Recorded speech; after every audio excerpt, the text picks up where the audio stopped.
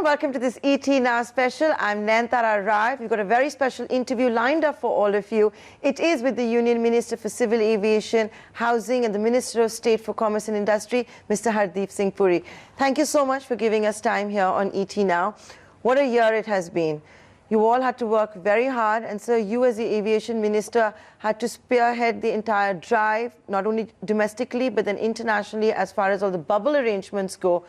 Looking back at the year that has been and going forward into 2021, Mr. Puri, are you ready to open up the skies even more? The answer yes. We are not only planning to open up the skies even more, but the intent is to reach pre-COVID levels on domestic civil aviation within the next few weeks. And I choose my words very carefully, within the next few weeks. Then, insofar as international civil aviation is concerned, clearly we are dependent on countries which have the sovereign right to determine whom they wish to give visas to. There's some concern there. Many countries in Western Europe are beginning to see a new wave, and they're beginning to become more restrictive on entry conditions, on visas. But I'm sure that with the talk of the vaccine now gaining ground and different vaccines becoming available, one of them has already reached the market, others are days, if not weeks away, or the other way around. And I'm sure that once that happens, the initial inhibition which people displayed on air travel, that will go completely. And I'm convinced that even with the air bubbles, I mean, we started with the objective of bringing back 200,000 or less people back. We've already brought 3.8 million. And so till we open up civil aviation on pre-COVID levels internationally, the air bubbles will expand, and Indians stranded overseas have all come back or will come back, and those wishing to go for work and holidays, they will be given even more opportunities. So you said we should bounce back to the pre-COVID levels for domestic air travel in a couple of weeks. Would that be on a long-term basis? The reason I'm asking this is we are so close to the Christmas season, the New Year season. This is typically the time that people go on vacations as well. So my point was that is that just going to be an aberration for a few days? No, I'm talking about a particular seasonal or event. No, I'm talking about the overall trend. If you recall, it is on 23rd March that we effected a total lockdown. We opened international civil aviation, domestic civil aviation on 25th May. We did that with 30,000 passengers per day.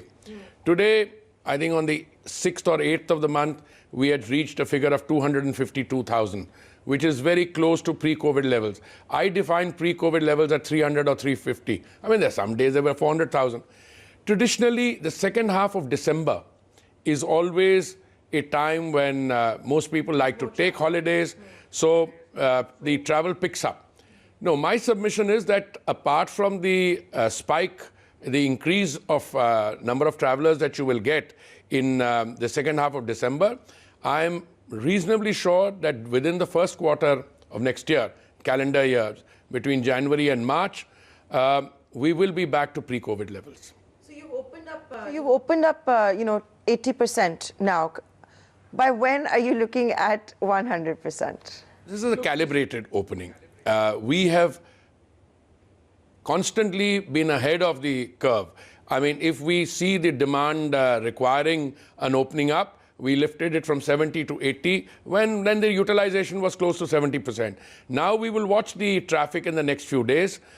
We have to be a little careful. We also don't want to put in too much capacity there with people cancelling flights, etc. So as long as the demand is holding steady and picking up, we will ensure that there is no dearth of number of flights or seats available. So looking back now, when we've seen the Modi government come out with various stimulus measures, there wasn't really anything for the air travel. But now when you look back at it and you see the number of people that are in the skies, with the power of retrospectivity, maybe it wasn't such a bad thing, though we have seen globally stimulus packages for $280 billion. First of all, the characterization of there not being anything there. Look, the facts on the ground with which you are familiar, and so are your viewers, we were pre-COVID about a $2.8 trillion economy. We have a reasonably impressive overall GDP figure, but we have major developmental challenges. You have a situation in which the per capita income is low. We have, that is the Modi government, has fed 800 million people for a period of 9 months. Tell me any other country which has done that. Then to say that we have not done anything for civil aviation, really something. Let me clear the cobwebs on that. The civil aviation sector has benefited immensely from a number of steps that we've taken. And I could list those out for you to take your whole program. We have rationalized the GST. We have ATF, aviation turbine fuel. We have rationalized airspace. I mean, we have saved 30 minutes flying time, let's say, between Mumbai and Srinagar. That means saving of fuel. A number of steps that we've taken. What sometimes our airline operators would want to do through eminent anchors like yourself, or people come up, they want to compare the kind of package. IATA that has come out with this, where they have that global map and then they show which country has done what. I can tell your IATA friends, we were the third largest domestic civil aviation market in the world prior to COVID. I always said that we'll be the third largest overall, and IATA and others will be surprised. We are coming out of COVID in a very, very strong and robust manner. We have found other ways of helping the civil aviation sector, which means the airline operators, the airport operators. We've provided the cushion where we could, but this is still work in progress. I mean, you don't exhaust all your cards and put them all on the table. As we go along, we have tried to be able to provide cushion, where loans have been taken from particular banking entities here. The airline sectors have benefited from the cushion that has been provided. Where there are arrangements between the lessors and the lessees, which are international arrangements, to the extent we could, we have stepped in. Otherwise, these are private arrangements. And there are a host of things we've done. We have requested airport operators to go a little easy on airline operators. Now, this is work which has taken up a lot of time, but the good news is today, Indian civil aviation domestic, you mentioned the figure of 80%, it's looking very good.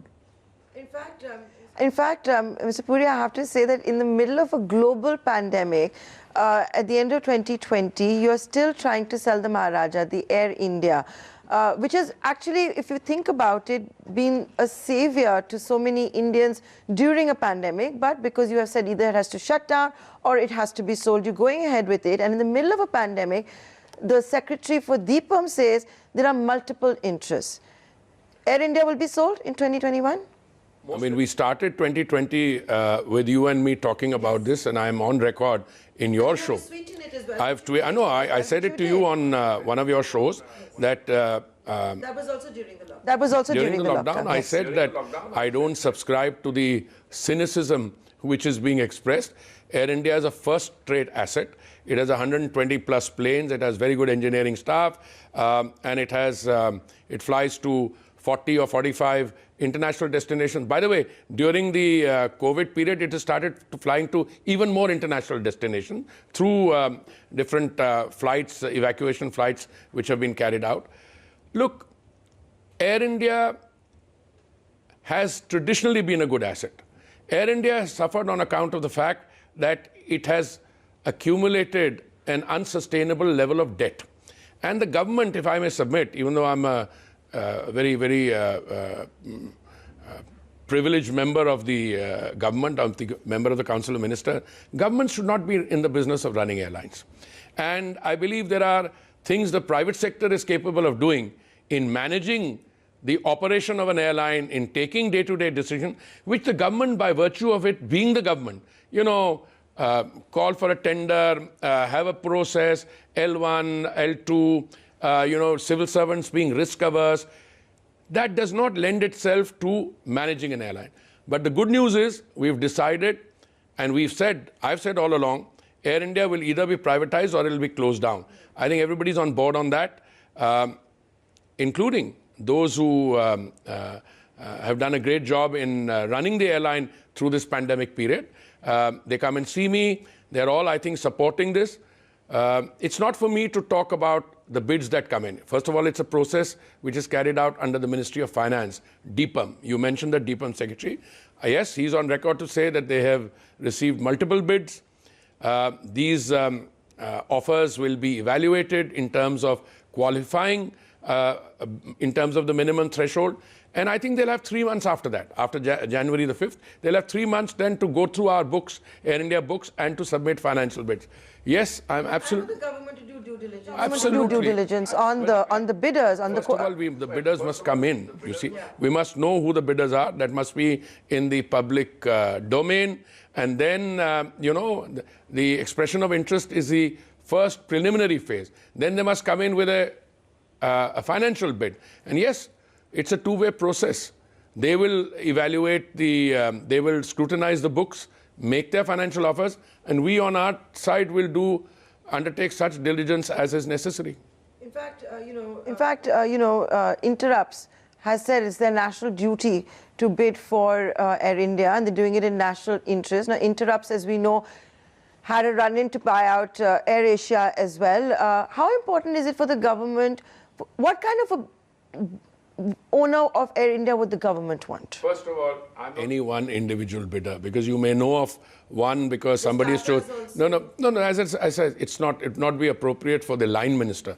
I mean, I don't have line responsibility for the privatization in terms that's a finance ministry DPAM function. But I don't think it's correct for any minister to comment on the merits or the strong points or the vulnerabilities of individual bidders.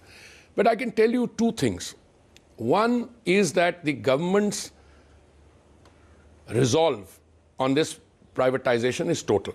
That's why, unlike the last time, we didn't hold back. We didn't show any hesitation. We were very clear it's 100% of Air India and some other entities, 50% of one and 100% of the other, which will go. The second thing is, this is being conducted in a totally transparent manner. And the bidding will be in a manner which is, the sanctity will be maintained, etc. And may the highest bidder win. So we will, of course, have to do our due diligence as to who or which entity comes in. And clearly there are concerns which any government anywhere in the world would have. But other than that, it's going to be, I think, a process which is fairly well laid out. It can be anticipated in terms of stages, but other than that, I'm not making any comment on the... Because it would be an area of concern when you're selling the Maharaja, the due diligence that would be carried out. But I appreciate your point. So you've raised a very valid one, that you've seen the airlines bounce back very strongly. What we've seen during the bounce back, and this is according to the data that has come out on the DGCA website, if you go through it, there is one airline which has emerged very, very strong. In fact, it's got over a 60% market share. I am talking about Indigo. Sir, as the aviation minister, it's in everybody's interest that there should not be any one airline which becomes too strong. Is this something that you're looking at all, or because they're private sector, or this is going to be the regulator? In terms of overall, market management or what you call dominant position, you can, if it becomes something, it becomes a situation which is anti-competitive, etc. There are institutions to look at all that. Look, the airline sector is by definition and has historically been a very dynamic sector, okay? Now, here today we have also got into what is called the low-cost carriers. And the low-cost carriers, by virtue of the fact that they cut costs and put out the frills, remove the frills, etc., they have a model. But that doesn't mean that the other airlines cannot do well or will not do well. In fact, my own sense is that post-COVID, the real growth will come in the long-haul carriage. The domestic market is going to grow. We have a 7% penetration, and at one time, 17%. Airport privatization. I'll put in other things. 7% penetration, which means 7 out of 100 Indians fly. And at one stage, we had a 17% rate of growth. Some places which we've opened up, like in Bihar, they have a 21% rate of growth. So airline business is going to grow. But the ticket pricing. Now, if you price a Delhi-Mumbai ticket at 3,500 at the lower band, and the second class AC travel is 2,500 or 3,000, I mean, tell me, an upwardly mobile person who has a choice spending 17 hours traveling by train, or 90 minutes or thereabouts by air, what choice will he exercise? So I think the market has enough place inbuilt for expansion. The other airlines are also doing well. But some people, Air India, for instance, has been losing share, but Air India is doing, I mean, this month it has done reasonably well. You know, the India-US sector, to give you an example, is I think about $7 billion. Air India only had 17% of that. So I'm encouraging all these airlines to try and look at the areas where the given market is likely to expand and where the share of the Indian carriers should be higher. Now, I was looking at the latest figure, India-US. I think Air India is already flying 20, 30 flights a week. And one of the American carriers, United, if I'm correctly, is going to be flying 40 flights a week. So if you are, yeah, 40 flights, 30 from India. If you have 70 flights a week, you have 10 flights a day between places in cities in India and cities in the US. You see how big that traffic is? And it's then India, Canada, other long-haul routes. Now, our carriers, they are not even present there. I mean the ones that you named, etc. They've been concentrating on the growing domestic market. A lot of other issues are messed up. We are building another 100 airports. It's now, there's information in the public domain. In 2006, we privatized 2 airports, Delhi and Mumbai. And after that, you had stipulation that only somebody with previous experience could bid in airport privatization. So it was stuck between 2 entities. Then we opened up 6 airports for privatization. We're going in for further airport privatization. It's all going to grow. You see, once airports are privatized, their capacity to handle more traffic, it's not that we can't get more flights. There is no space in Delhi. I mean, once we expand Delhi and Jewar comes up, I'm sure between Jewar and Delhi, the capacity to take flights in about 4 or 5 years will be more than London, Heathrow, Gatwick and Stansted put together. Okay, let's see how that one pans out, Mr. Puri. So that's how you're encouraging the airlines to grow. I'd now like to move away from aviation. You've had a very busy year. One day I must learn time management from you. You're doing aviation, housing, and you're the Minister of State for Commerce and Industry. And of course, you look after several party affairs as well. You've had your hands full in 2020 with the controversial Vista project, the new Parliament building. We've now seen the inauguration by the Prime Minister after the go-ahead with the Supreme Court. One of the questions I know you are asked, and I would like to also ask you, why does India need a new Parliament building? First of all, it's not a controversial one. When you have an opposition, I mean, as an opposition political party, I can tell you some, give you some insights. There's one member of Parliament of that party, I'm not going to take his name, he tweeted recently something. Today I'm going to tweet back to remind him of a statement he made in 2012, asking for a new Parliament building because the present Parliament is not functionally able to provide the infrastructure for members to do their work and for the functions to be performed. In 2012, the then presiding officer of the Lok Sabha, Shrimati Meera Kumar, as the Honorable Speaker of the Lok Sabha, she instructed her secretary to write a letter to the Urban Development Secretary asking for a new Parliament building. Asking for a new Parliament building. So there's nothing controversial about it. This Parliament building, as we have today, was constructed in the year 1920, started in 1922, completed in 27.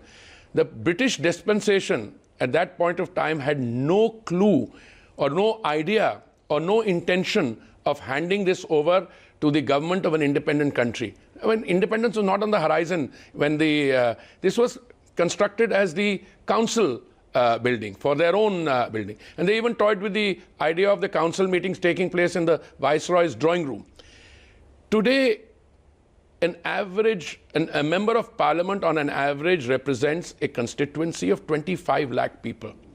When the parliament, this became a Parliament of Independent India in 1947, a parliament member on an average represented 5 lakhs. So number of people have, members have increased. In 2025, the freeze will be lifted, and the number of members of parliament is likely to go up from the present to something like 850 or 880 or 845 or thereabouts. Where will they sit? Plus, because of the improvised... Why can't you expand? No, you cannot. I'll explain to you. This building has been severely strained. The air conditioning, the other ducts, etc. You can see pictures from the inside. It desperately needs re-gutting. Now, it's not that the building is going to come down. The building will remain as it is, but we will redo it from inside later. But the new parliament will ensure that every member will have sufficient space. Every member will have a place where his or her research staff can provide backup support, library facilities, etc. Now, India is not the only country in the world which finds itself in that situation. The United States, after the War of Independence, I think about 25 years after the War of Independence, got a new legislature. The Australians, I think after about 60 or 70 years, Brazil, similarly after about 70, 80 years. So it is common, it is natural when you become an independent country to have your own... American War of Independence? But that's why then they did it. They did it 25. But we've taken too long. But I want to remind you that those who are raising voices, actually they're not even serious, because they don't even know what they're talking about. This building, when it was designated as the Indian Parliament, was in seismic zone 2. Today is in seismic zone 4. Last night there was a minor tremor. So what is the argument? You're waiting for it to collapse before you, decide to produce a new parliament. So both on the consideration of need, both in terms of functional efficiency, and in terms of planning for the next 100, 200 years, this kind of architecture is not being built for today or tomorrow. It is being built, and symbolically, if you can do it on the 75th anniversary of your independence, it's a great national event. By the way, we all talk about 75 years of independence. The other day at the ceremony, the Prime Minister, when he was speaking, was talking about the 100th anniversary. He was already talking about 2047. So if you have a Prime Minister who has got that level of commitment, the vision, I don't want to get into comparisons which will be odious. I mean, all the stuff that should have been done between 2004 and 14 was ignored. There was lethargy, there was lack of interest, and a lot of important decisions. This same government also did have a term in the 90s. They also... in 2012 they did, in fairness, when their term was coming to an end. A lot of them were talking about in terms of a need. But Sometimes that is politics. When you're in opposition, you also reject ideas which when you're in government want to go through. The GST is one such example. But what I'm coming to now, as you might have guessed, is the farm bill, sir. There is one thing is, yes, when you're in opposition, you have the luxury of opposing. But if you are in opposition and you are suffering from electoral reverses, when you've got fault lines between the G23 and yourself, and you have the feeling that you're not likely to be voted back to power ever, then you start becoming irresponsible. And I think what we are witnessing today from one particular party, which was instrumental in our getting our independence and which has been in governance for the bulk of the 7 decades, their opposition is irresponsible to the point where, it's not even taken seriously. Now coming to the point that you're raising, the farm protests that we are seeing. The Prime Minister today has had to come out and say that, and spoken about it. What will it take for the government to fix this? You say it is, being done by the opposition. They're the ones behind it. Time and again, we are seeing the cabinet members, council of ministers coming out, trying to assuage fears, saying the MSP is not going anywhere. This is a government that actually increased the minimum support price of crops. Is there a communication problem? How are you going to fix it? Did you not communicate early enough, you think, after the enactment of the farm bill? I look at it very differently. First of all, what will it take to fix it? My, slightly light-hearted response to you is, it takes two to tango. There's nothing in this world which can't be fixed, provided the concerned party also wants to have it fixed. The demand for reform is age-old. Let me give you some basic statistics. Roughly about 65% of India lives in rural areas. Agriculture, I think, accounts for something like 42% of the workforce, and it contributes to less than 16% of our GDP, but 15.9% or so. Two things have been happening. This government has gone out of its way to ensure that more money and income goes into the pockets of the farmers through a variety of schemes, putting cash into the pockets of farmers, 2,000 rupees, 6,000 rupees every 3 months. The budget of the Agriculture Ministry has gone up 6 times between 2014 and now. It stands at a whopping 134,000 crores. We've given out something like 94 or 97,000 crores on Fasal Bima Yojana, crop insurance, etc. And I could give you the statistics. But two things stand out here. One is that a NABARD study in 2018 placed something like 52% of Indian farm-related households under economic stress. And they worked out the total amount of debt of each family, and it was, I think, about $1,437, about 1 lakh of rupees per household. Now, what did the Congress party do? Let me just give you an example. When the UPA was in power and Shri Sharad Pawar was the agriculture minister, he set up a committee under the chairmanship of Sardar Prakash Singh Badal, then Chief Minister of Punjab, in which the Chief Minister of Haryana was a member, in which the then Chief Minister of Gujarat. They all had wanted this reform. I'll read out to you, Nayantara, and it's very, very significant what this reform said. I've got para 5.13 of this committee report, and if you look at this committee report and you look at the operative part of that, is that all the restrictions which are placed should be removed, that people should be allowed to sell their produce.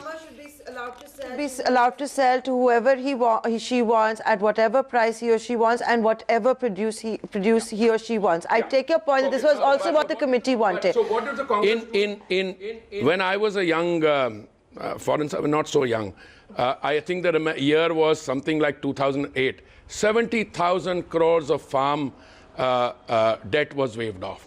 Now, either you run an inefficient system and you allow that debt to accumulate and then you waive it off. That's not efficient. Everybody, every economist has asked for the reform, and I could read out all those excerpts. Every political party has put this into their manifesto, including the Congress party. I think the point is very clear. The point is very clear. The government is saying we are not going to roll back. Those who are protesting at the border say we are not going to accept anything short of a rollback. So that, again, I come to this. Those who we have interviewed, I want to tell you this, Mr. Puri, have said that this is maybe a 1991 moment when you talk about the agricultural reforms. We've had experts like that also on the channel. So once again, I ask you, what is it going to take to fix it? Because is there a compromise in sight at all? Absolutely. Let me. I agree with those who say that for agriculture, this is a 1991 moment. What was the 1991 moment? You utilized a crisis and turned it around, and that was the gradual outward-oriented direction that the Indian economy was given to by the Narasimha Rao government when Dr. Manmohan Singh was the, etc. Yes, this is one such moment. And all these farmers want it, okay? But what has happened is not what's in the law. I mean, if you read the exchange between agricultural economists and others, they said, we want an assurance, MSP will not go, we've given that assurance. They want an assurance, mandis will not go, we have given that assurance. They said, in dispute resolution, today the Prime Minister was speaking from his heart, and he said, look, Some of the disputes which came through for resolution at the SDM level took place in 2 or 3 days' time. But what have we said? If you want also to go to the civil courts, we're willing to do that. The government is repeatedly saying, if after all the assurances we've given you, there are still some doubts, come and talk. Nayantara, if I am facing 42,000 people, hypothetically, many on tractors, many others in a place, the first thing for a fix, as you call it, or a resolution is, we must have designated representatives. My own sense is, in the coming days, 2 or 3 things will happen. I think the message which has come from the Prime Minister, from his heart, which beautifully encompasses what has been said by individual ministers. I spent yesterday 1 hour, day before yesterday 1 hour. When 8 ministers went, they sent me in as the opening batsman. We are talking to people informally. I was told by a senior functionary in the Punjab government, message through an intermediary friend, look, whatever the farmers wanted, it's all there. Now what is required is some kind of, the word wasn't used, but face saving. If you're looking for that, the government is willing to talk. The government is willing to talk because the government... You mean it's become an ego clash? Nobody wants to be the first to bow down and blink. But Mr. Puri, what if Delhi comes to a standstill? You could have a situation where supplies are interrupted. As it is, business activity is impacted. Not what if. The loss for economic activity every day is 3,500 crores, according to one estimate. And I think you are fast reaching a situation where, apart from the adverse economic effect you suffered on account of COVID, is now being exacerbated on account of these. Look, at the end of the day, these are the real farmers, the farmers who are there. Put aside the political parties, जो अपनी राजनीतिक रोटियां सेक रही हैं, उनको पड़े. We're not the only people who are interested. The intention is to benefit the farmer. I was giving you those statistics. I didn't get a chance to complete. 30% of farm produce is wasted, completely wasted. Now, if there was no wastage taking place, if you had the infrastructure, more money would go into the pockets of the farmer. The Indian farmer today is much better off than he was in the UPA period. Look, they said no MSP will happen. We gave them MSP. We brought down the procurement season 8-9 days in advance. The procurement which has taken place in Punjab on paddy is 20% higher than the target. The procurement is 25% more than the previous year. So in some respect, they've taken advantage of the procurement. They're coming here. Look, it is not the laws that they are against. They are fearing that going forward from here, that there may be subject to, some other influences, like they will be deprived of their land. We have told them categorically that nobody can take away a farmer's land, number one. Number two, risk mitigation. Look, if you have a doubt going forward on MSP, etc., agricultural geography, we are willing to talk to them. But the reasonable thing to do is those who understand these issues, those whom they designate, should sit down. I think 5 or 6 rounds of discussions have taken place, starting sometimes in October, ending up to 5th October. More discussions will take place, and I want to end with you on an optimistic note. I'm an optimist by nature, but I think very soon, after the Prime Minister's speaking from the heart, and when people realizing that, look, the government means well, the government wants to put more money in the farmer's pocket, and you need reform so that agriculture, which is a very vital part of the economy, and we are grateful to the farmers for giving us food security, but that we go forward from here in a way that is sustainable and which is long-term benefit to everyone. So with that note of optimism, Mr. Puri, I'd like to thank you for giving us the time. We're, of course, entering 2021 also with a lot of hope, all this vaccination news and all, and thank you so much for giving us your time. Thank you.